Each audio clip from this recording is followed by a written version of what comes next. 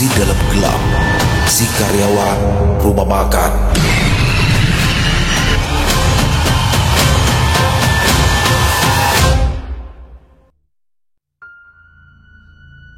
Jam sudah menunjukkan pukul 10 malam. Beberapa lampu warung makan juga sudah kumatikan. Yang tersisa hanya bolam lampu kecil di teras. Kuhelan nafas kesal bercampur cemas. Hampir 1 jam aku menunggu kedatangan Mas Karyo, namun manusia keparat itu tak kunjung muncul. Manusia itu lihat aja.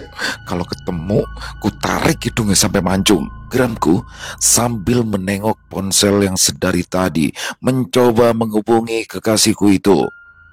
Sejenak aku diam, memperhatikan sekitar. Sebenarnya suasana masih cukup ramai, beberapa kendaraan bermotor pun terlihat berlalu lalang di jalan depan. Tapi ini sudah jam 10. Kalau aku menunggu lebih lama, bisa mati keributan. Iya kalau Mas Karyo datang. Kalau ketiduran sampai tengah malam, kesal, ku angkat pantatku menimbang-nimbang. Jika lewat jalan raya, aku butuh 30 menit untuk berjalan kaki, tapi kalau lewat gang belakang jauh lebih cepat. Ku angkat kepala melihat ke arah langit yang luas. Ampun, mana mau hujan lagi. Geramku saat melihat beberapa kilatan petir di atas sana. Dengan penuh pertimbangan, ku putuskan untuk melewati gang kecil saja, toh masih jam 10 malam, pasti juga masih ada orang yang lewat. Mentok, paling cuma ketemu setan. Namun meskipun begitu, tubuhku seketika meremang hebat, membayangkan satu adegan aku berjalan sendirian, lalu di depan ada sosok putih berkuncir. Kugelengkan kepala, berusaha menetralisir pikiran buruk yang muncul. Baru setelah itu, ku mantapkan untuk melangkah menembus kegelapan malam. Sepanjang perjalanan, yang keluar dari mulutku hanya sumpah serapah pada Mas Karyo. Kalau bukan karena janji manisnya mau membelikan martabak, tak sudi aku menunggu sampai selarut ini. Saat aku sudah hampir tiba di mulut gang, sejenak aku berhenti, menatap lurus ke arah jalan yang rembang. Lihat saja, gang itu lurus sepanjang 100 meter, diapit 2 dinding bangunan tua memanjang bekas peninggalan penjajahan Belanda. Belum lagi tumpukan bak sampah dan kotak kayu yang tak berisi apa membuat gang itu benar-benar begitu menakutkan. Beberapa menit aku hanya berdiri, entah menanti keberanian atau menunggu seseorang lewat. Terfikir untuk kembali saja jauh lebih meyakinkan lewat jalan raya ketimbang lorong suram ini. Namun sudah 5 menit berlalu, suara gelegar guntur makin terdengar nyaring. Karyo setan, umpatku penuh kemarahan. Namun sepertinya aku beruntung malam ini. Tepat di sisi gang lain terlihat 2 orang dewasa dan 1 anak kecil berjalan ke arahku. Dengan senyum kelegaan, kulangkahkan kaki dengan mantap. Sesekali aku melompat, menarik rok ke atas agar tak terkena genangan comberan memuakan. Perlahan, kulangkahkan kaki hati-hati, sesekali melihat mereka yang sudah hampir dekat ke arahku, hingga saat aku hendak melompati 1 genangan air, kubrak! Tubuhku tersungkur, terserimpat rok panjangku sendiri. Beruntung kondisi gelap, kalau tidak pasti aku bakalan malu. Belum lagi rokku hampir saja terlepas. Aku panik. Tanpa melihat ke depan, aku berusaha bergerak ke samping, mencoba bersembunyi dari orang-orang itu. Sial, umpatku marah. Buru-buru kuraih tas, ku aduk dalamnya mencari sapu tangan untuk mengelap muka. Permisi mbak, aku menoleh cepat. Tepat di depanku terlihat sosok laki-laki dan perempuan serta anak kecil dengan wajah datar tanpa ekspresi. Ya mbak, kupikir setelah aku menjawab perempuan itu bakalan pergi mengikuti anak dan suaminya. Namun, nyatanya ia malah menatapku, berdiri kaku di depanku, seolah sedang menungguku untuk cepat berdiri. "Duluan saja, Mbak," ucapku tak enak, segera membersihkan kotoran di wajah. "Mulai saiki," ucap perempuan itu yang menyuruhku pulang sekarang juga. Aku hendak menjawab, namun saat aku menoleh, seketika tubuhku lemas, jantungku berdebar dengan keras. Kemana sosok perempuan itu? Ku tengok ke arah suami dan anak yang melangkah, namun tak ada seorang pun di sana. Tidak mungkin mereka berjalan secepat itu. Bahkan, kalaupun mereka lari, harusnya aku mendengar suara langkah kakinya. Panik. Buru-buru aku memasukkan tisu ke dalam tas, tetapi saat aku hendak berjalan, "Tolong, Mas, ampun Mas." Aku kembali tersentak, mengintip ke sisi lorong lainnya, tepat di depan sana. Ada dua orang berdiri, satunya tampak begitu ketakutan, perawakannya kurus, hanya menggunakan kaos oblong dan celana pendek. Sedangkan yang satunya tampak seperti wanita, menggunakan pakaian besar berkeludung. Pak! Aku tak berani bergerak sesenti pun. Ada perasaan atau dorongan untuk diam tak bersuara. "Mas, ampun Mas, ojo Mas, ojo," ucap pria kurus itu. Pak! Sosok pria kurus itu jatuh ke tanah, nafasnya tersengal. Berulang kali ia meminta ampun. Spontan aku menutup mulut. Mereka bukan setan, jelas ada dua manusia sedang berkelahi di sana.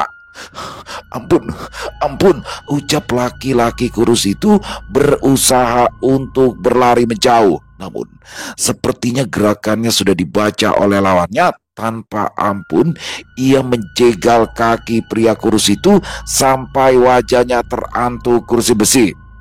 "Rasa kakean cangkem. Tidak usah banyak bicara." "Ora Mas, ora." Rang laki-laki kurus itu kesakitan saat kakinya diinjak oleh orang saktunya. Pada awalnya kupikir orang itu adalah perempuan menggunakan pakaian besar berkerudung, namun ternyata saat jauh lebih dekat dia menggunakan jas hujan dan masker di wajahnya. Bum! Ah! Aku tersentak, kembali mengintip dari celah bak sampah. Sesenti pun aku tak berani bergerak. Terdengar teriakan yang tertahan. Kucoba untuk melihat kembali. Kini sosok pria kurus itu sedang diinjak wajahnya oleh lawannya. "Harap mati," bentak orang satunya. "Ora Mas, ora." Rang pria kurus itu sejenak. Pria berjas hujan itu diam, lalu tangannya menarik sesuatu dari balik jas hujannya. Aku mulai panik. Ya, aku tahu apa yang bakal terjadi setelah ini. Hingga tras, tanpa ampun, orang berjas hujan itu menusukkan pisau tepat di kepala pria yang terbaring di tanah. "Ah!" Ucapku kaget, spontan menutup mulut. Jantungku benar-benar berdebar tak karuan. Terlebih orang itu sedang menatap ke arah di mana aku bersembunyi. "Jangan kesini, jangan kesini, pahit, pahit, pahit." Batinku ketakutan. Terdengar langkah kaki pelan. Aku tahu orang itu sedang mendekat ke arahku. Suara langkah demi langkah itu membuatku semakin ngeri ketakutan, hingga bayangan itu mulai muncul di sepanjang dinding tempatku bersembunyi. Ku intip sedikit.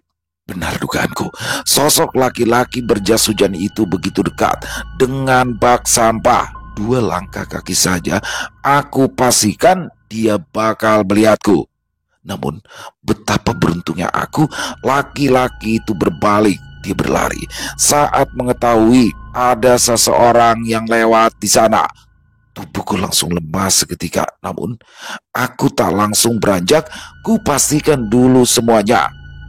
Hingga kulihat di ujung gang awal aku masuk, tampak laki-laki tua dengan gerobak penuh rongsokan, sedangkan di sisi lain sudah kosong, tak ada orang.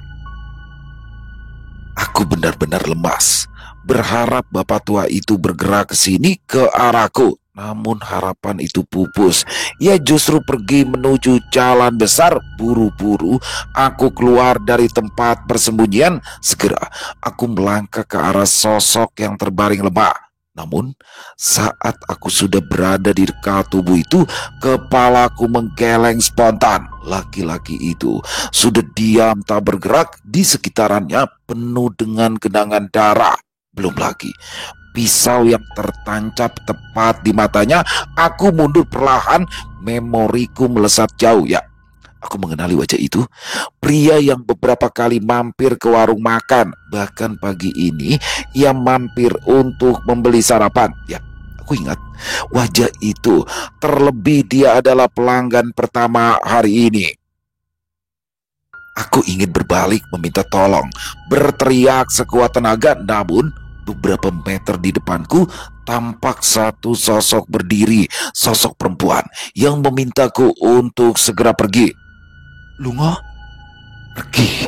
Aku tersentak. Suara itu benar-benar terasa begitu dekat, seolah wanita itu berdiri tepat di sampingku. Ketakutan, aku segera berbalik, berlari sekuat tenaga, menembus hujan yang mulai turun di tempat. Dan saat aku menengok ke belakang, sosok perempuan itu sudah hilang entah kemana. Aku berlari sekuat tenaga, tak menghiraukan derasnya air hujan. Saking takutnya, aku hampir tertabrak beberapa kali oleh kendaraan bermotor. Setan mereka mau mengumpat atau menganggapku gila, namun memang kejadian tadi bisa membuat aku gila. Ceklek. Segera kubuka pintu, lalu cepat ku kunci. Tubuhku merosot ke lantai, namun mataku nyalang melihat sekitaran. Bayangan orang menggunakan jas hujan tanpa dosa menusuk kepala orang benar-benar membuatku gemetar. Ingin rasanya menangis. Bodoh, bangsat, semuanya karena Karyo sialan itu, isaku sambil memukul lantai berulang kali. Andai saja aku tidak menuruti ajakannya, mungkin malam ini aku sudah tidur nyenyak dengan selimut menutupi badan. Namun nyatanya justru aku harus melihat dua hal mengerikan: pembunuhan dan dedemit entah apapun itu. Lengkap sudah semua. Kalau ada lomba siapa yang melihat kejadian horor dalam satu waktu, pasti aku pemenangnya. Tok tok tok, tok tok tok. Aku tersentak, menoleh panik ke arah pintu. Tidak langsung kubuka. Ada keyakinan kalau orang di depan sana bukanlah Karyo atau tetanggaku. Tok tok tok.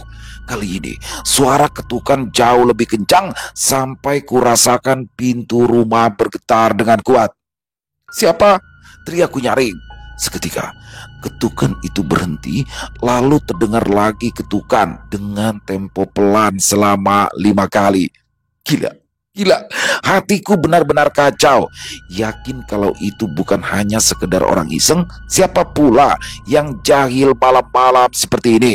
Perlahan aku meraih tas, mengambil ponsel, dan mengirim pesan kepada Karyo agar segera datang ke rumahku. Tok tok tok. Suara ketukan itu berbunyi lagi, lalu berhenti cukup lama. Aku yang merasa sudah aman segera bangkit mengintip dari jendela. Tak ada siapapun, kosong. Hanya terlihat satu kotak kecil dengan bekas air hujan di depan pintu. Brengsek, umpatku langsung menutup jendela, yakin kalau memang ada orang di sana. Aku tidak langsung membuka pintu, menunggu beberapa saat, lalu segera kubuka pintu, mengambil kotak kecil itu dan menutupnya kembali. Aku melangkah pelan menuju ruang tengah. Kugoncangkan kotak kecil itu, terdengar ada sesuatu di dalamnya seperti benda kecil. Siapa gerangan yang mengirim ini? Tidak mungkin Karyo. Orang itu sampai lututnya berubah jadi fosil juga tak akan bisa memberikan hal semacam itu. Spontan aku menjauh dari kotak itu. Apa pembunuh tadi yang mengirim ini? Tapi bagaimana dia tahu rumahku? Terlebih ia masih sempat membungkus sesuatu. Kugelengkan kepala, tak masuk akal. Pasti ada orang iseng seperti laki-laki yang pernah mengirimiku bunga sedap malam beberapa hari lalu.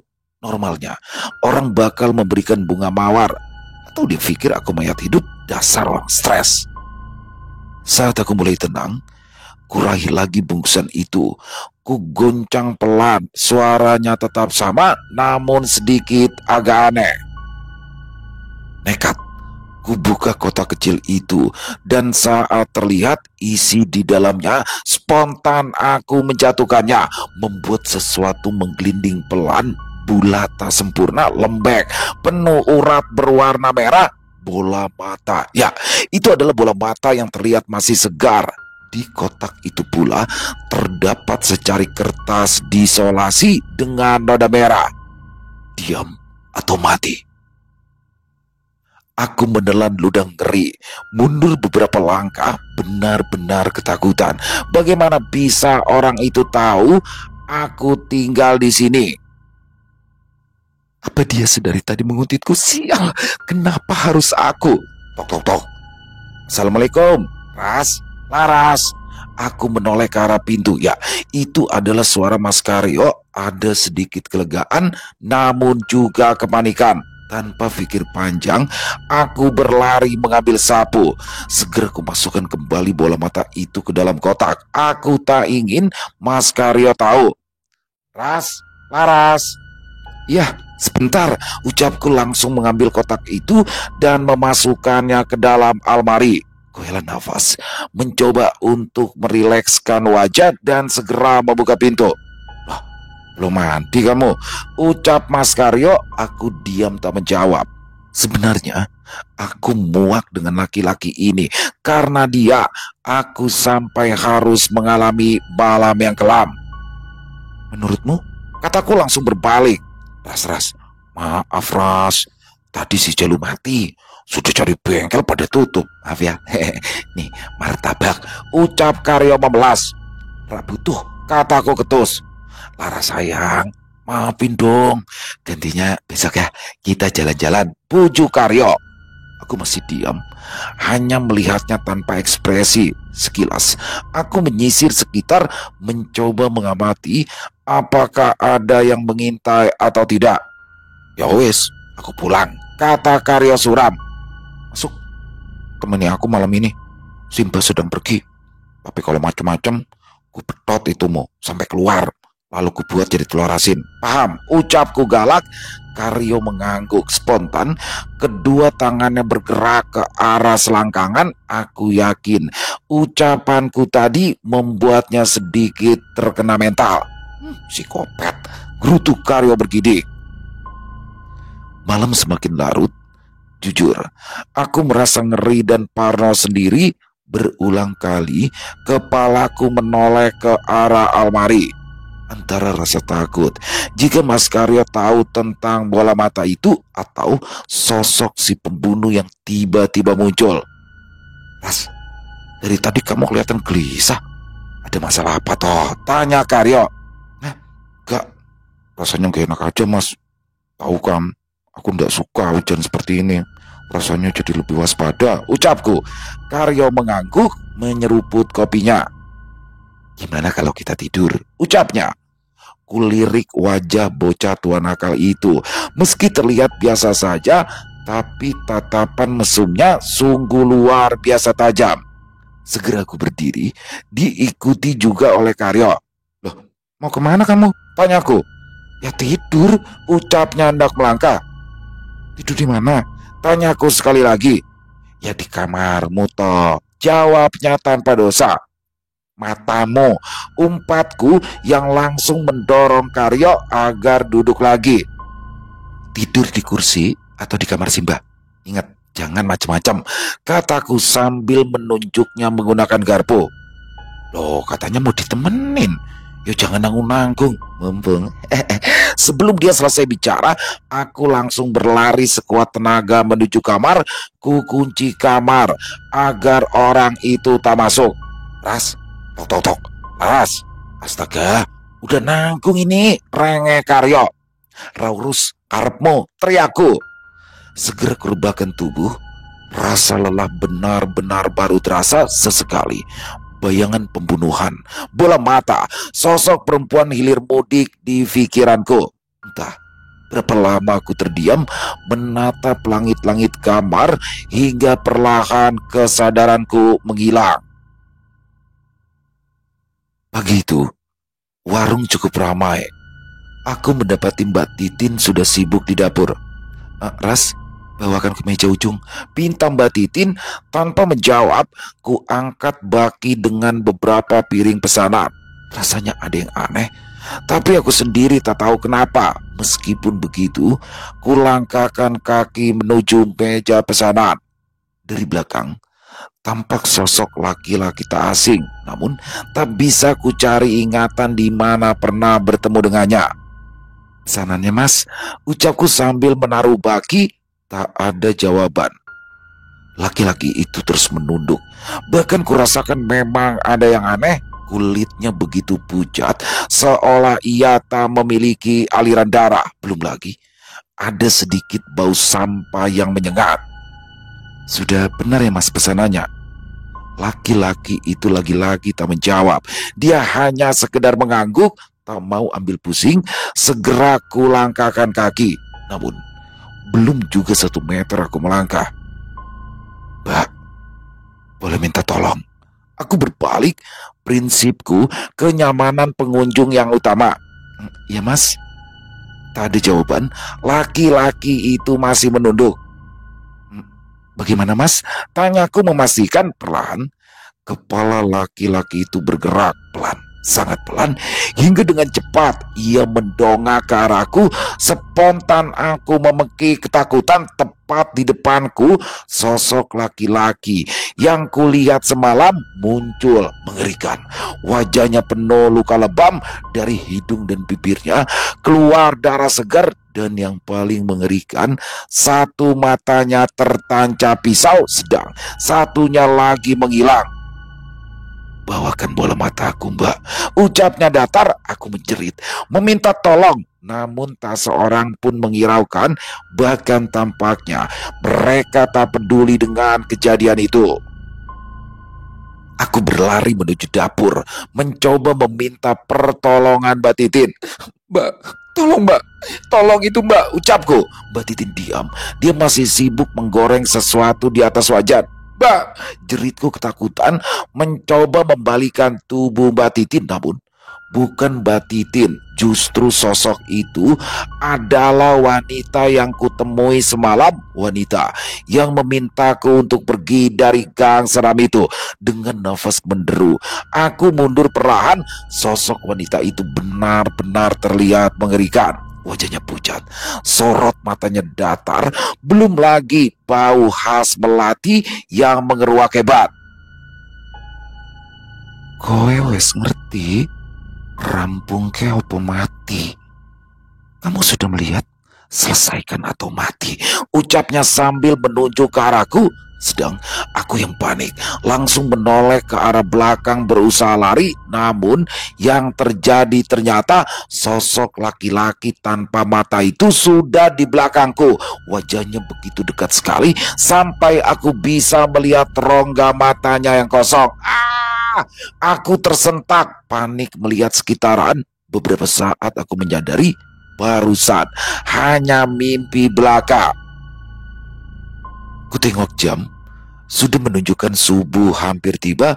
Lalu ku coba untuk tidur kembali. Namun bayang-bayang mimpi serta kejadian tadi benar-benar menghantuiku. Di pagi harinya, aku bangun dan langsung menuju kamar mandi. Aku tak mau Mas Karyo melihat wajahku yang tak karuan. Dan saat aku masuk ke sana, sedikit aku mengeluh, lupa jika masih ada pakaian kotor segunung yang belum dicuci. Dengan berat hati, ku pilih pakaian itu. Namun, saat sudah hampir selesai, aku termenung. Ada kaos putih di bagian bawah. Aku tidak ingat memiliki kaos berwarna putih. Segera ku bentangkan, mengamati milik siapa. Lalu kesadaran pun muncul, pasti ini milik Karyo. Hingga saat aku hendak membaliknya, mataku menangkap sesuatu. Ada noda di bagian bawah kaos. Ku amati warnanya sedikit kecoklatan yang khas. Kuraba dan kucium. "Darah," ucapku. Kenapa bisa ada darah di baju Mas Karyo? Sekelebat, pikiran buruk pun muncul. Gambaran bahwa Karyo memiliki hubungan dari semua ini. Kalaupun benar Karyo terlibat, pantas saja si pembunuh itu langsung tahu di mana rumahku. Padahal untuk mencongkel bola mata, menyiapkan tulisan dan kotak kecil pastilah membutuhkan waktu. Ras, Ras, ada tamu itu, ucap Mas Karyo membuyarkan lamunanku. Sopo Mas? Tanggamu, ucap Karyo. Segera aku keluar dari kamar mandi, penasaran kenapa ada yang bertamu sepagi ini. Setelah sampai di ruang depan, aku mengenali, ya, pria itu adalah Pak Sugeng, tetangga aneh yang tak biasa berbaur karena sikapnya yang arogan. Ya Pak, ada apa? Langsung saja Mbak Laras. Saya semalam lihat ada laki-laki masuk rumah ini. Benar, tanya Pak Sugeng lugas. Benar Pak, kenapa ya? Ada aturan di wilayah sini. Jika ada tamu yang menginap, lapor. Terutama laki-laki, ucapnya datar dan tajam. Maaf Pak, semalam Simba pergi ke rumah saudara. Mas Karyo cuma nemenin saya kok. Apapun alasanmu, tidak bisa dibenarkan. Jangan melangkah terlalu jauh. Jangan sampai menyesal. Tidak semua orang bisa dipercaya. Bisa jadi orang terdekatmu lah yang membawa celaka, ucap Pak Sugeng yang langsung pergi. Aku termenung, memahami apa yang diucapkan oleh laki-laki itu seolah dia tahu sesuatu, apalagi matanya yang menyelidik. Sopo Ras? Tanya Mas Karyo di belakangku membawa secangkir kopi. Itu tetangga, suruh lapor katanya kalau ada tamu. Jawabku singkat. Karyo mangguk-mangguk. Nanti ruang tamu dibersihkan. Bau bangke, ucap Karyo melewatiku. Sebagian ini, kulihat Mas Karyo seperti mondar-mandir tidak jelas. Aku tahu ia sedang mencari sumber bau busuk ini. Sejenak aku berpikir untuk memindahkan, namun di sisi lain aku juga takut kalau ada orang yang melihat. Sial, apa yang harus kulakukan? Kenapa malah jadi serumit ini? Mas, kamu ngapain sih Mas? Dari tadi mondar-mandir. Mending pulang sana, bikin pusing, ucapku. Bau bangke ini Ras. Kamu udah nyium ya? Ini busuk banget loh baunya. Bangke tikus apa kucing ya? Aku pura-pura mengendus udara sekitar. Mulut sama hidungmu gancet kali Mas. Gancet? Gak bisa lepas, tanya Karyo tak jelas. Aku hanya mengangkat bahu, tapi setiap gerak-gerik laki-laki itu kuperhatikan. Nah, dari sini nih baunya, ucap Karyo. Jantungku berdesir mati. Kalau Karyo membuka lemari itu, tamat sudah riwayatku. Mas, jeritku saat tangan Karyo sudah berada di handle. Kenapa? Tanya Karyo panik. Tolong belikan pembalut, aku dapat, ucapku pura-pura panik. Hah, pembalut? Emang di rumah gak ada? Tanya Karyo cemas. Aku menggeleng. Ya, tujuanku memang ingin membuat Karyo pergi agar aku bisa memindahkan kotak berisi bola mata itu. Duh, cepet Mas, ucapku yang langsung lari ke kamar mandi. Sejenak kuperhatikan dari balik tirai di dapur, tampak laki-laki itu masih berdiri termenung. Mas, cepet, teriakku sambil menutup pintu kamar mandi. Dari dalam kamar mandi, aku mendengar suara pintu ditutup. Segera aku keluar, waktuku tak banyak. Harus segera memindahkan kotak itu. Hingga saat aku menyibak tirai, jantungku berdegup kencang. Jelas, begitu jelas, aku melihat satu sosok tak asing berdiri menghadap ke arah almari. Astagfirullah, ujarku pelan. Sosok itu bergeming, seolah tahu aku sedang melihatnya. Jangan nengok, jangan nengok, batinku. Selesaikan. Terdengar suara tepat di telingaku. Aku terlonjak, langsung menatap ke arah almari, namun sosok itu sudah hilang tak kemana. Segera aku berlari, waktuku tak banyak. Bisa-bisa saja Mas Karyo datang sewaktu-waktu. Ku buka almari, sial, perutku terasa begitu mual. bau busuk ini begitu menyengat. Segera kurai kotak itu. Tok tok tok. Aku menoleh cepat. Siapa gerangan? Sial. Semoga itu bukan Karyo atau Pak Sugeng. Siapa? Tidak ada jawaban. Yang terdengar hanya ketukan pelan sebanyak 5 kali. Hatiku mencelos. Pastilah itu si pembunuh. Tanpa ragu aku langsung berlari membuka pintu. Namun tak ada seorang pun. Semuanya tampak normal terkecuali satu tulisan di atas kertas yang tergeletak di lantai dingin. Simpan titipanku atau mati. Dengan tangan gemetar, kubuka lipatan kertas lainnya. Kali ini aku benar-benar ketakutan. Sebuah gambar seorang perempuan mengambil satu buah kotak kecil pada malam hari di depan rumahnya. Aku mundur, menutup pintu pelan-pelan. Hanya karena berada di tempat salah dan di waktu yang salah, aku justru terjerumus pada kasus pembunuhan yang tak diketahui. Otakku terasa begitu penuh, bingung, ingin melaporkan semua ini atau menuruti semua permintaan si pembunuh itu. Belum lagi teror dari arwah wanita dan korban dari pemilik mata itu. Astaga, apa yang harus kulakukan? Frustasi, tanpa sadar kakiku melangkah menuju kamar tidur. Lupa dengan tujuanku tadi untuk membuang kotak berbau busuk itu. Beberapa waktu aku termenung, hingga terdengar suara pintu terbuka dan langkah kaki tergopoh. Ras, Laras, seru Mas Karyo. Kenapa Mas?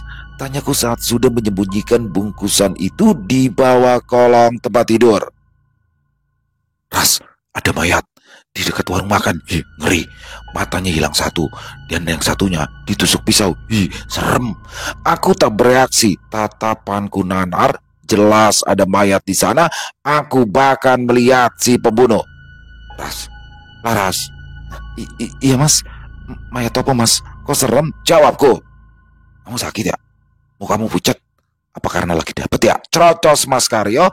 Aku mengangguk lesu, tak bisa menjawab lebih. Sekarang aku tinggal menunggu dibunuh atau ditangkap polisi. Kamu mending pulang dulu deh Mas. Aku mau istirahat. Kepalaku rasanya pusing. Pintaku. Ras, di luar sana lagi ada pembunuh gila loh. Mending aku di sini jagain kamu. Jawab Karyo. Ya, aku tidak menyangkal. Di satu sisi ucapannya benar, namun di sisi lain ada hal yang membuatku tak nyaman bersama Karyo. Segera aku masuk ke dalam kamar, duduk menatap keluar jendela. Meskipun bau anyir dan busuk itu mulai menyeruak, namun pikiranku terus saja melesat jauh ke depan. Aku mencoba untuk mengingat semua alur kejadian ini. Dari ingatan wajah si korban di warung makan, ajakan Karyo, jalanan gelap, sosok wanita, dan kejadian saat pembunuhan itu terjadi, hingga pikiranku sampai pada memori terakhir, sebuah tulisan dan foto diriku semalam. Aku menggeleng pelan. Bagaimana bisa pembunuh itu tahu alamat rumahku? Aku ingat dengan jelas kalau satu mata si korban masih utuh, yang berarti sewaktu aku pergi dari gang itu ada kemungkinan si pembunuh tahu kalau malam itu aku ada di sana. Lalu dia mengambil mata si korban, membungkusnya, dan mengirimkannya ke sini dengan tempo waktu singkat. Aku semakin panik, menyadari sesuatu ini bukan hanya peringatan. Bola mata itu sebagai simbol. Mataku membulat, semua bulu roma di tubuhku meremang. Ini bukan kebetulan, tetapi ada kesengajaan. Si pelaku sudah merencanakan semua ini. Tanpa sadar, aku memukul meja sekuat tenaga. Emosiku naik. Kalau benar semua ini sudah direncanakan. Laras, kamu kenapa? Tanya Karyo. Gak apa-apa, jawabku singkat. Aku masakin ayam kesukaanmu ya. Gak apa-apa kan? Aku sembelih 1 ekor. Tanya Karyo. Terserah, ucapku. Kembali aku fokus pada permasalahan. Kalau dugaanku benar, berarti si pembunuh itu adalah orang terdekatku. Karyo, ucapku lirih. Sejenak, aku melihat ke arah pintu. Masih terdengar suara laki-laki itu sedang bersiul. Ya, semuanya cocok. Siapa lagi kalau bukan Karyo? Ucapku lirih, sekelebat ingatanku muncul. Sebuah kaos putih dengan noda darah. Panik, aku beranjak. Kalau memang Karyo pembunuhnya, matilah sudah. Keselamatanku benar-benar dalam bahaya. Aku harus cepat-cepat pergi dan melaporkan semua ini ke polisi. Namun, bagaimana kalau malah mereka yang menuduhku? Sial, umpatku bingung. Kutarik nafas dalam-dalam. Berusaha menenangkan diri sebaik mungkin, ku pejamkan mata, mempertimbangkan semuanya. Kalau memang benar Karyo pelakunya, dia benar-benar cerdik, membuat kesan ingin menjemputku, lalu mengirimkan bola mata agar aku menyimpannya sebagai bukti jika akulah pembunuhnya. Sial, aku benar-benar terjebak pada permainan busuk ini. Lalu, ku tengok bola mata di bawah ranjang. Langkah pertama, aku harus mengambil kaos Karyo di kamar mandi. Aku yakin itu bisa dijadikan bukti. Lalu, aku harus mengembalikan bola mata ini ke dekat TKP. Setidaknya itu akan mengaburkan semuanya.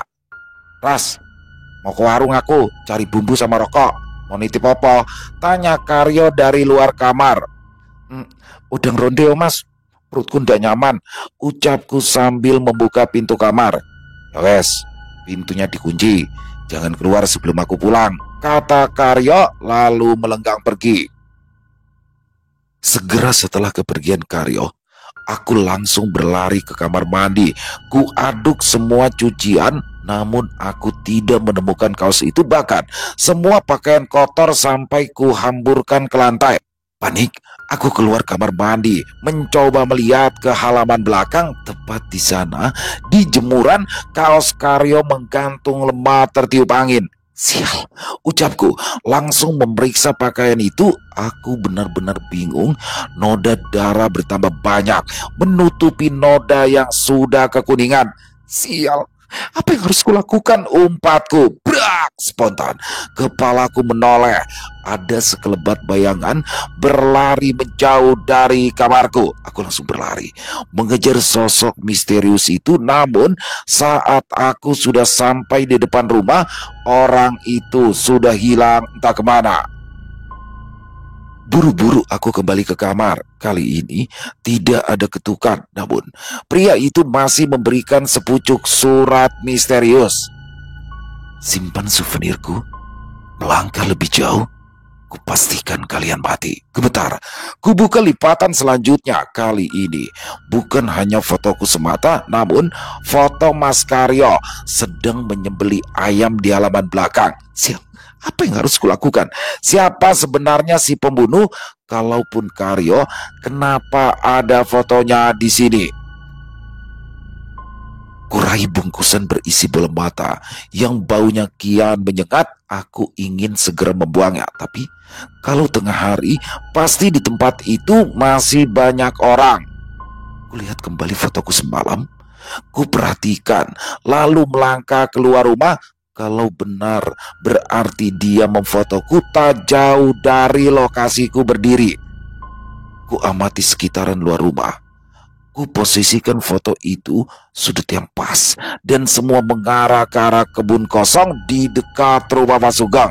Dan saat aku melihat ke rumah itu, jantungku kembali berdesir sekelebat. Aku melihat kain gorden yang ditutup. Tanpa ragu, aku melangkah ke sana.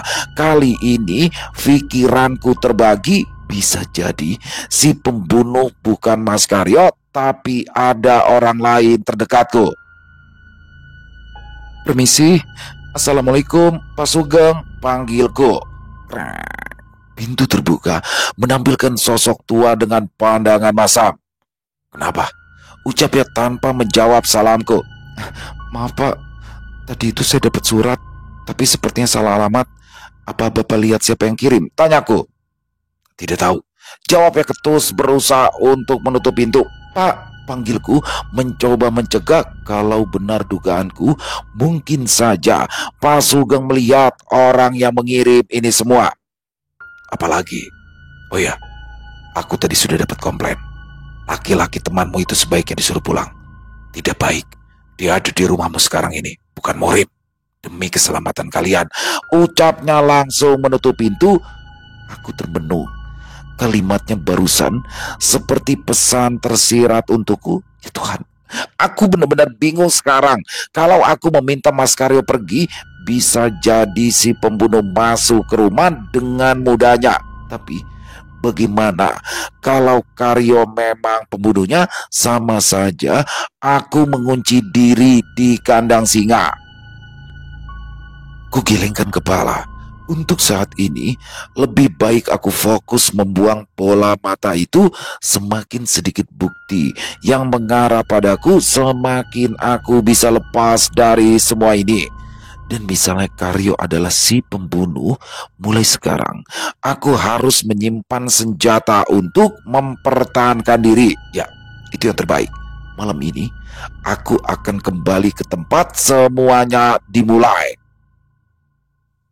Seharian ini aku berada di kamar, menguatkan mental dan mulai menyusun rencana. Bahkan saat Mas Karyo menawariku makan, aku hanya sebentar keluar. Perutku begitu mual, terlebih bau busuk dari bola mata itu. Mas, nanti kamu tidur di kamar nenek aja. Aku tadi dapat teguran dari warga. Setidaknya kalau di kamar tidak ada yang lihat, pintaku. Tidak di kamarmu aja, Teras, tanya Mas Karyo penuh harap. Ya kalau mau mati dengan kondisi mengenaskan seperti pria tadi, silakan, ucapku sambil membuka pintu. Karyo tampak bergidik ngeri, lalu sesaat dia diam. Ras, kayaknya kok bau bangkai itu dari arah kamarmu deh. Tadi itu aku udah periksa semua tempat, tapi nggak ketemu bangkai tikusnya, jawab Karyo berusaha untuk melihat ke dalam kamar. Hidungmu aja kali Mas, aku nggak nyium bau apa-apa kok, jawabku santai, mencoba mendorong Karyo agar menjauh. Loh iya kan? Ini bau banget loh, jawab Karyo mengendus. Oh iya Mas, aku lihat kaos putihmu penuh darah di belakang rumah. Kamu habis bunuh orang ya? Tanyaku. Karyo menggelengkan kepala. Bunuh orang bahmu? Darah ayam itu. Tadi pas nyembeli malah muncrat darahnya. Padahal kaos baru itu, baru juga aku cuci. Sama kamu itu kalau ke kamar mandi habis bongkar cucian ya diberesin Toras. Jorok, jawab Karyo. Aku tersenyum simpul.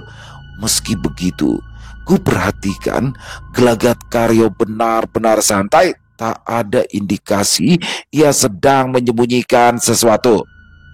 Ras, iya Mas, lupa tadi keburu sakit perutnya, jawabku. Setelah itu, ku putuskan untuk masuk ke dalam kamar, menunggu tengah malam untuk mengembalikan yang seharusnya tidak ada di rumah ini. Jam sudah menunjukkan pukul 11 malam. Sengaja jam 9 tadi aku pura-pura mengunci pintu agar nanti saat keluar aku tak perlu membuka dan menimbulkan suara. Mas Karyo juga sepertinya sudah tidur. Suara dengkurannya terdengar lembut namun begitu jelas. Dengan langkah pelan, aku membawa kantong kain berisi bungkusan bola mata. Saat aku membuka pintu, udara begitu dingin, jalanan sepi, bahkan rasanya serangga malam pun ikut terdiam.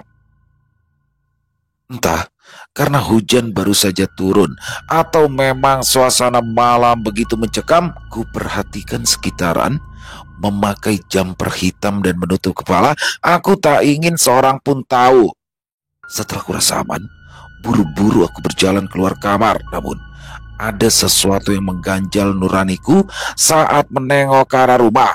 Kalau dalam kondisi normal, pasti aku sudah menjerit ketakutan.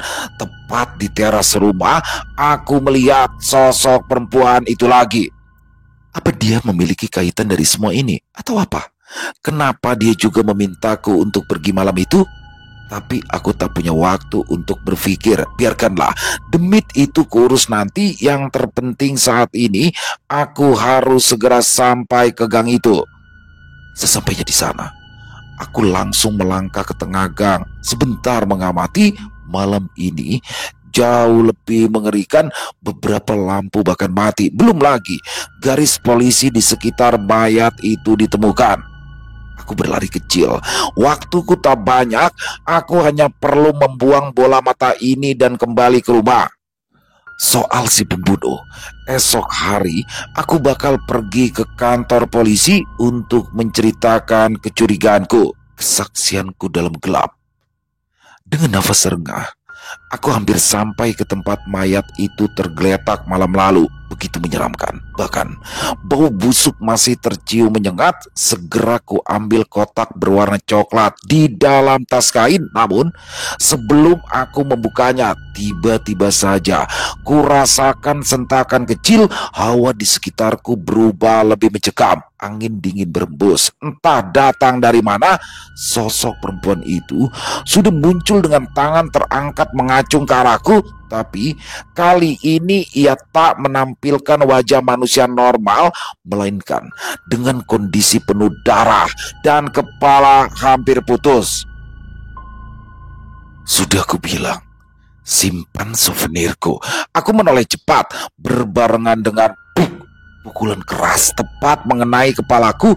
Tubuhku limbung, terjatuh di genangan air berlumpur. Sekilas aku melihat sosok laki-laki menggunakan jas hujan. Lalu semuanya menjadi gelap. Aku mengerjap. Kepalaku terasa begitu pusing. Belum lagi rasanya aku tergeletak dalam ruang gelap. Dalam rasa panik, semua ingatan muncul dengan cepat seolah berputar bagai gasing di kepalaku. Ingin aku beranjak, berteriak meminta tolong, namun tubuhku seolah membatu. Mulutku tak bisa mengucapkan apapun selain derangan. Aku kembali meronta hebat, mencoba melepaskan ikatan di tubuh dan sumpalan kain di mulut. Tapi percuma, ikatan ini terlalu kuat.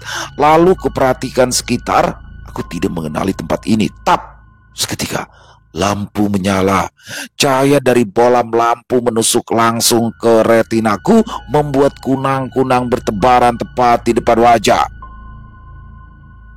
Sejenak aku memejamkan mata, mencoba membiasakan keadaan. Lalu ku buka mata pelan dan melihat sekitaran. Beruntung mulutku tersumpal. Kalau tidak, pasti aku sudah menjerit ketakutan. Tepat di sampingku, satu tubuh terduduk diam tak bergerak dan satu sosok lain berdiri di sebelahnya. Namun bukan itu yang membuatku takut. Wajah mereka sama, bedanya yang terduduk begitu pucat dengan mata tertutup, sedangkan satunya memandangku tanpa emosi. Jangan melawan. Aku tersentak. Suara perempuan itu kembali menggema di kepala setelah sosok yang berdiri lenyap tak berbekas. Ya, kini aku paham. Dia adalah arwah dari jasad yang ada di sebelahku ini. Namun, siapakah dia? Sudah aku bilang, harusnya kau bunuh saja wanita itu. Tolong. Aku langsung memejamkan mata saat mendengar suara pintu yang terbuka. Aku tak boleh gegabah. Salah perhitungan, matilah aku. Lumayan untuk dicicipi. Dari dulu aku sudah pengen menikmatinya. Jantungku berdebar begitu kencang. Sial. Kupikir salah satu dari mereka pelakunya, tapi nyatanya justru keduanya saling bekerja sama. Karyo goblok. Kalau dia sampai selamat dan lapor polisi, habis sudah rencana kita, bentak Pak Sugeng. Yang dia bakal dong. Setelah aku menikmati tubuhnya, baru nanti ku kirim ke surga. Kata Karyo. Aku mengintip sedikit, hanya sedikit. Terlihat Karyo dan Pak Sugeng berdiri tak jauh dari pintu. Terserah kamu, bereskan setelah itu, ucap Pak Sugeng dan langsung melangkah pergi. Aku mencoba tenang. Sebenarnya apa yang sedang terjadi? Apa motif mereka melakukan ini semua? Sebelum semua itu terjawab, terdengar langkah kaki mendekat. Aku tahu Karyo sedang berjalan ke arahku. Jantungku berdetak cepat sekali menunggu Karyo melakukan sesuatu, namun sepertinya dia hanya diam di depanku untuk waktu yang cukup lama. Penasaran, aku mencoba untuk mengintip. Aku tersentak tak menyangka wajah Karyo ternyata begitu dekat denganku.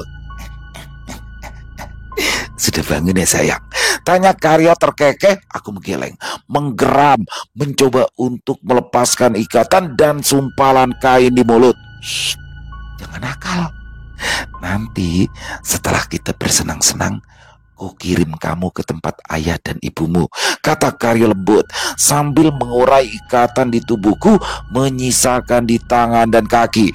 Aku menggeleng panik, mencoba menghindari tangan Karyo yang sedang menyentuh pipiku, lalu menarik kain di mulutku dengan kasar.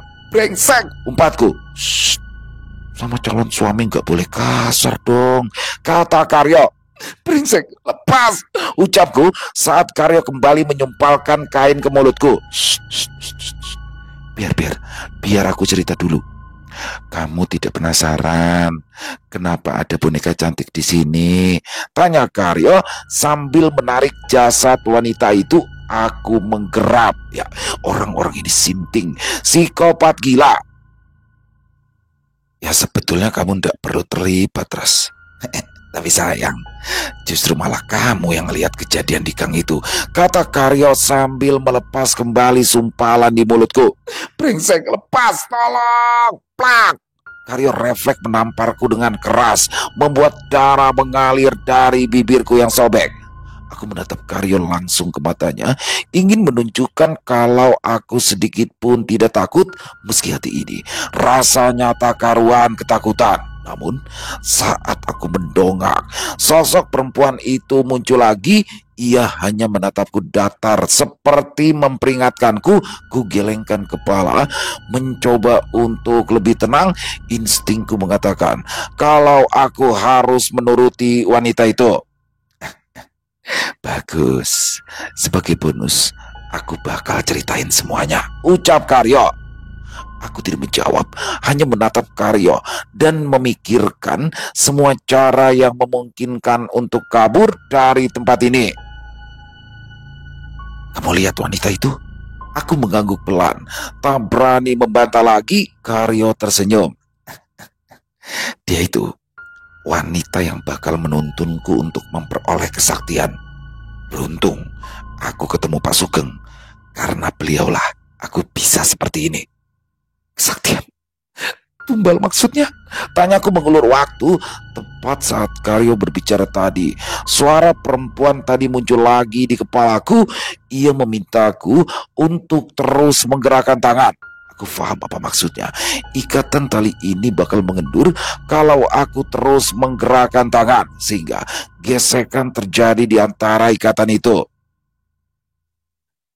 Aku bukan cuma jadi sakti, tapi bakal punya banyak uang. Hahaha, kata Karyo tertawa garing.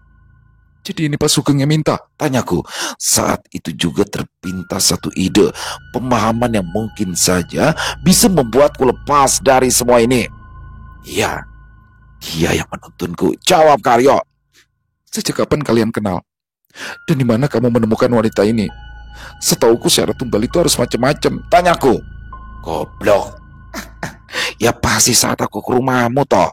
Nah kalau wanita ini Pak Sugeng yang cari. Aku tidak peduli. Yang penting sebentar lagi aku jadi sakti dan kaya raya, ucap Karyo girang. Ceritakan soal orang yang kamu bunuh. Laki-laki itu, pintaku yang terus berusaha menggerakkan tangan, berharap pula Pak Sugeng tak datang ke tempat ini. Si Bani, dia seharusnya tidak perlu mati. Kalau saja dia tidak mengancam bakal lapor polisi, ya mungkin dia masih hidup. Ya dasar wong goblok, sudah ku kasih uang juga malah mau berkhianat, geram Karyo. Itu temanmu? Tanyaku sedikit panik. Rasanya pergelangan tanganku mulai terluka. Teman? Ya bukan teman lagi, saudara. Awalnya itu dia mau bantu untuk cari sesembahan, tapi saat di tengah ritual malah bilang gak mau ikut campur, ucap Karyo. Kenapa? Tanyaku lagi. Ya nggak tahu, takut mungkin. Atau karena dia melihatku menyetubuhi mayat ini? Ampuh, atau mungkin dia goblok, umpat Karyo. Aku melirik ke arah mayat. Jasad itu tampaknya masih segar. Logikanya, kalau sosok arwah perempuan itu muncul malam kemarin, harusnya sudah terjadi pembusukan. Kenapa? Bingung. Kenapa mayat ini masih utuh? Tanya Karyo seolah paham isi kepalaku. Aku mengangguk, mencoba kembali mengulur waktu meski aku merasa familiar dengan wanita ini. Tapi di mana aku pernah bertemu dengannya? Ras, kayaknya kita mending senang-senang dulu deh. Menurutmu gimana? Tanya Karyo. Aku menggeleng. Tak sudi aku melakukan permintaannya. Gak mau? Atau kamu mau kukirim ke surga? Tanya Karyo. Tangannya menarik sebuah pisau lipat dan menempelkan ujung runcingnya ke arah leherku. Aku bertambah panik. Apa yang harus kulakukan? Hingga saat Karyo berdiri, wajah mayat perempuan itu tambah jauh lebih jelas. Ingatanku mundur begitu cepat. Mas, kamu itu babunya Pak Sugeng? Tanyaku spontan. Karyo berhenti menatap nyalang padaku. Apa? Babu? Najis. Siapa yang kamu bilang babu, ha? Itu nyatanya. Dia nyuruh kamu bunuh wanita itu kan? Bukannya dia itu rentenir dari desa sebelah? Tanyaku lagi. Ya, aku ingat sekarang. Wanita itu memang beberapa kali ke rumah Pak Sugeng. Beberapa kali pula tampak perempuan ini memaki Pak Sugeng untuk membayarkan utangnya. Bodoh kamu Karyo. Selama ini kamu dimanfaatkan. Siapa maksudmu? Tanya Karyo mengernyit. Ya kamu itu memang tolol. Gak sadar Sugeng itu cuma memanfaatkanmu. Kalaupun kalian di penjara, mentok yang dihukum mati cuma kamu. Ucapku menyeringai. Tanpa Karyo berpikir, ia menatap si jasad dan aku secara bergantian seolah menimbang sesuatu. Turuti keinginannya. Aku tersentak. Suara itu muncul lagi, seolah wanita itu berbicara tepat di telingaku. Sekarang terserah kamu lah mas. Aku sudah pasrah. Mau kamu apa aku turuti, ucapku. Karyo menoleh, bibirnya tersenyum penuh kemenangan. Gitu dong, jadinya kan semua lebih mudah. Kita lakukan dengan tanganmu tetap terikat di belakang yo. Karyo menaruh pisau itu di bibirnya, sedangkan ia menunduk, mencoba melepaskan ikatan di kakiku. Puk! Sekuat tenaga, ku tendang rahang Karyo dengan keras. Dia mengerang, tubuhnya limbung, pisau di mulutnya terlepas jatuh ke lantai. Aku langsung berusaha untuk bangkit. Ikatan di tanganku memang belum terurai, tapi setidaknya aku bisa berlari. Puk! Ah! Jeritku. Saat aku mencoba melangkah, ada tangan menjegal kakiku. Karyo sekuat tenaga menahanku dengan posisi terbaring. Bangsat, umpat Karyo. Aku mencoba menendang sekuat tenaga, menghalau laki-laki gila yang berusaha membunuhku ini. Lalu aku berusaha untuk bangkit, merasa ada yang aneh. Ikatan di tanganku benar-benar mengendur. Entah ini keajaiban atau apa namanya, aku tak tahu. Namun, saat hendak berdiri, Karyo dengan sigap kembali menarik kakiku sampai kepalaku terantuk meja, membuat meja itu bergerak miring, menjatuhkan gelas di atasnya. Prang! Serpihan kaca pecah beramburan di sekitarku. Meski rasanya kepala ini begitu sakit, namun aku tetap berusaha untuk bangkit. Hingga aku melihat ada satu kaca seukuran 10 cm tak jauh dari tanganku. Langsung saja, tanpa pikir panjang, aku mengambil benda itu. Cas! Sekuat tenaga, aku menusukkan ujung runcing kaca itu tepat di tangan Karyo. Ah! Karyo kesakitan. Aku langsung bangkit. Dengan nafas terengah, aku mengambil ancang-ancang. Tidak tahukah Karyo, kalau selama ini aku selalu mengangkat panci besar berisikan sup. Jangan pernah meremehkan tenagaku. Sekuat tenaga, aku menendang kepala Karyo. Puh! Seketika, Karyo pingsan dengan darah masih mengalir dari tangan dan bibirnya. Mungkin saja beberapa gigi juga lepas akibat tendangan mautku tadi. Aku menendang beberapa kali tubuh laki-laki itu. Ia tak bergerak Yakin kalau manusia itu sudah pingsan. Segera setelah itu aku memeriksa kantung celananya, berharap Karyo membawa ponselnya. Karyo, sudah selesai. Kenapa berisik sekali sih? Aku terlonjak. Ya, itu adalah suara Pak Sugeng. Cepat-cepat aku mengambil ponsel Karyo, mencabut pecahan kaca di tangannya, dan berlari ke arah pintu serta mematikan saklar lampu. Aku diam menunggu. Dengan nafas menderu, di sisi lain, aku juga segera mengirimkan pesan kepada Mbak Titin, berharap dia segera melaporkan ke pihak kepolisian. Aryo, panggil Sugeng sekali lagi. Belum sempat pesan itu terkirim, pintu ruangan sudah terbuka. Aku segera mengantungi ponsel itu. Semoga tak salah memencet tombol. Aryo, oh malah gelap-gelapan sih, tanya Sugeng. Aku mundur, yakin kalau tangan pria itu bakal mencari saklar. Benar saja, setelah itu aku melihat sesuatu bergerak di dalam gelap. Sebuah tangan yang terangkat. Aku menunggu momen, hingga dengan cepat aku mengayunkan tanganku ke arah dinding. Tap, lampu hidup. Kami terlonjak satu sama lain. Sugeng dengan tangan masih di saklar, sedangkan tanganku memegangi pecahan kaca tak jauh dari tangannya. Asu, umpat Sugeng mundur, sedang aku juga terlonjak mundur beberapa langkah. Sial, kenapa harus meleset? Padahal kalau kena, aku sudah pasti bisa kabur dari tempat ini. Memang seharusnya aku bunuh dari awal. Karyo itu goblok, kata Sugeng menatapku nyala. Coba saja, paling tidak nasibmu tak jauh beda dengan dia, ucapku sambil mengacungkan pecahan kaca bak seperti pedang. Sugeng menyeringai. Bukan takut, justru ia malah menyingkap bajunya, membuatku sedikit takjub. Bukan karena badannya yang maco, namun karena bekas luka yang cukup banyak. Salah, harusnya kamu bunuh aku dulu. Karyo itu cuma pion. Tidak kusangka gadis desa sepertimu bisa bertahan sampai sejauh ini, kata Sugeng. Aku diam tak menjawab. Nyatanya justru iblis sesungguhnya memanglah Sugeng. Ini membuat semua menjadi lebih runyam. Sudahlah Pak, jangan berbuat lebih lagi, kataku mencoba bernegosiasi meski aku tahu itu adalah hal yang bodoh. Laras, aku itu tahu meski kamu itu cuma tukang masak di warung, tapi memang kecerdasanmu di luar rata-rata, kata Sugeng. Persetan, mau aku jadi tukang masak, tukang jahit, atau tukang julid itu urusanku, kataku. Kini aku sudah tak lagi memiliki rasa takut. Kejadian bersama Karyo seolah membuat nyaliku naik berlipat-lipat. Di depanku hanyalah orang tua licik, psikopat gila. Sugeng mengangguk. Begini saja Laras, aku melepaskanmu, tapi diam.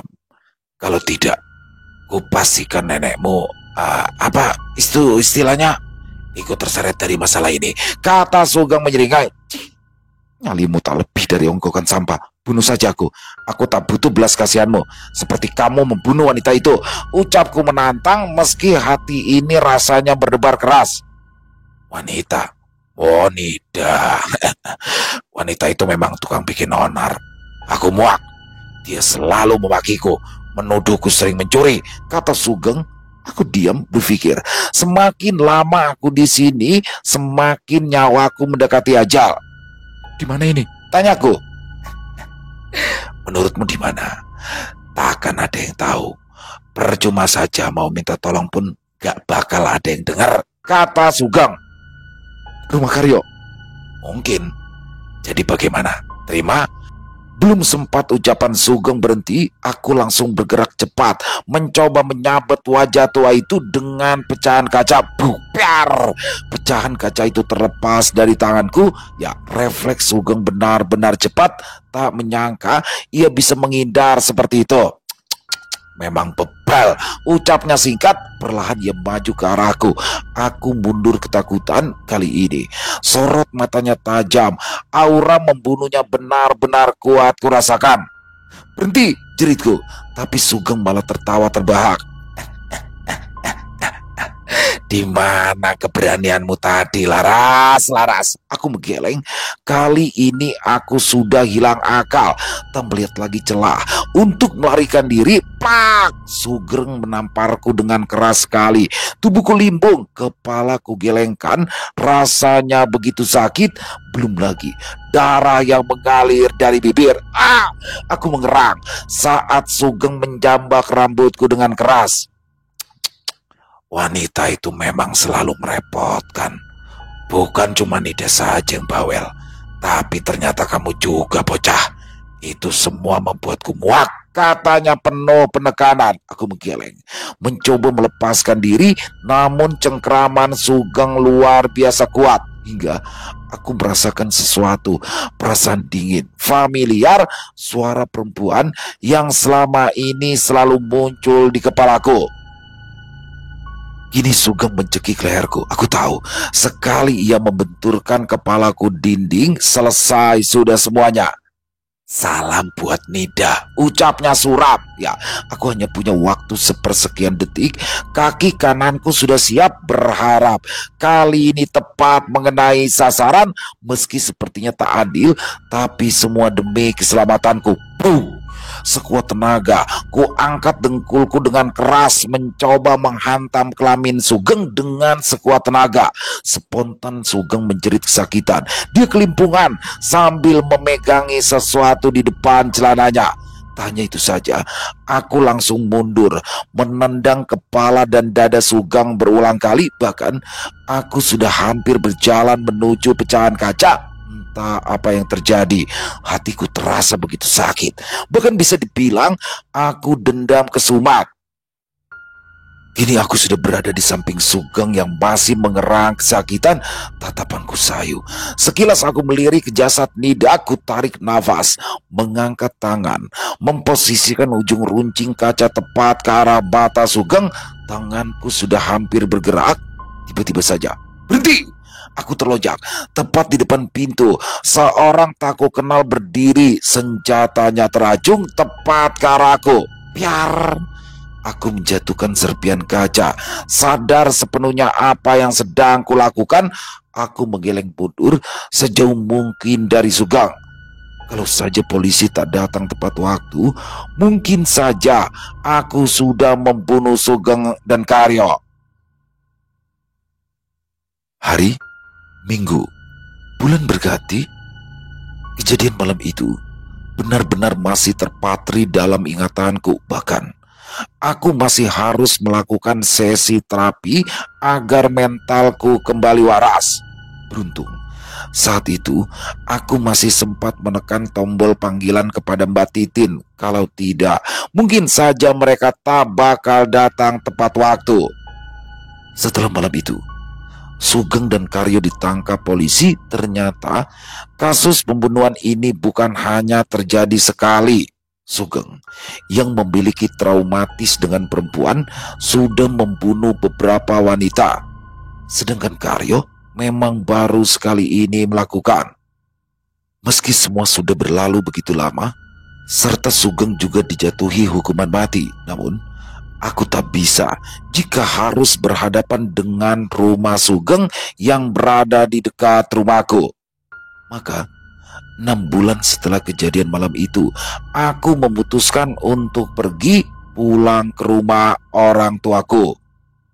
Dan sosok arwah perempuan itu, sial, aku masih selalu melihatnya, seolah setelah kejadian itu aku malah terikat dengannya. Selesai. Wow, luar biasa kisah dari Netrakala. Waduh, asli ini dari awal sampai akhir benar-benar menegangkan. Dan wah, salah satu the best nih, cerita short the best dari Netrakala menurut saya ya. Keren banget nih, dapat banget, seolah-olah kayak kita ada di situ tuh. Kita jadi seolah-olah jadi si Laras ya kan. Dan sosok Karyo ini di awal digambarinnya polos banget ya, polos banget dan benar-benar kayak gimana. Tapi ternyata Karyo adalah, walaupun di sini Karyo adalah pion ya, penggerak utamanya itu adalah Pak Sugeng, tapi tetap aja hukum berjalan. Dan bagaimana di sini akhirnya Laras berhasil menjadi ini ya, menjadi apa sih, tokoh kunci yang berhasil membongkar seluruh kejahatan mereka. Dan ternyata di sini Pak Sugeng bukan hanya sekali ya, sudah banyak sekali, sehingga akhirnya dijatuhi hukuman mati. Dan Karyo, aduh Karyo pengen sakti, pengen banyak uang, pengen jadi kaya, begitu caranya, parah. Dan sekali lagi kami ucapkan kepada Netra Kala terima kasih ya atas kisahnya yang luar biasa. Waduh, ditunggu lagi pokoknya model begini Mas Netra ya. Dan semoga kisah barusan bisa menghibur teman-teman semua ya, para pecinta penikmat horor misteri, lebih khususnya lagi kepada para subscriber dari channel Ilo Bercerita. Buat teman-teman yang suka dengan videonya, bisa diklik tombol like-nya, tombol jempolnya, boleh juga dibantu di-share link videonya ke teman-teman yang lain agar juga ikut merasa terhibur. Dan buat teman-teman yang mungkin belum subscribe channel Ilo Bercerita, yuk bisa diklik dulu tombol subscribe, jangan lupa lonceng notifikasinya dinyalakan agar teman-teman selalu mendapatkan notifikasi dari konten-konten yang akan kami upload selanjutnya. Dan untuk channel Ilo Bercerita ini kami upload setiap hari teman-teman ya, setiap malam jam 9 malam waktu Indonesia bagian Barat.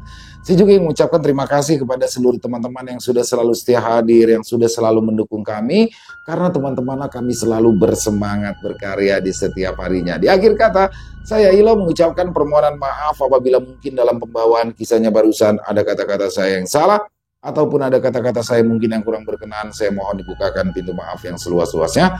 Sampai berjumpa lagi di konten-konten kami selanjutnya yang pasti tidak kalah serunya, yang pasti tidak kalah horornya. Masih bersama saya Ilo di channel Ilo Bercerita. Salam sehat, sukses selalu untuk kita semua. Wassalamualaikum warahmatullahi wabarakatuh.